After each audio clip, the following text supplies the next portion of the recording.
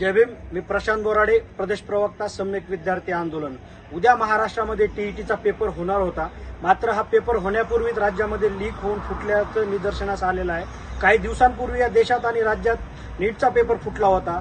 त्याच्या विरोधामध्ये देशातील समर्थ विद्यार्थ्यांनी केंद्रीय शिक्षण मंत्र्याचा राजीनामा मागितला. आम्ही देखील त्यामध्ये सहभागी होतो आणि उद्याचा होणारा जो टीईटीचा पेपर आहे तो देखील फुटलेला आहे. मला असं वाटतं त्याची सर्वस्वी नैतिक जबाबदारी राज्याच्या शिक्षण मंत्र्यांनी स्वीकारली पाहिजे आणि त्यांनी तात्काळ राजीनामा दिला पाहिजे.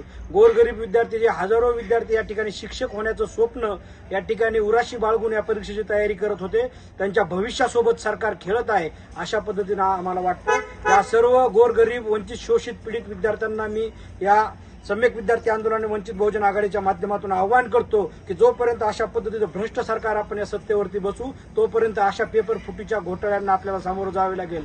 खऱ्या अर्थानं जर क्लिअरली पेपर घ्यायचे असतील तर या ठिकाणी प्रामाणिकपणे चालणारं सरकार आपल्याला सत्तेत आणावं लागेल.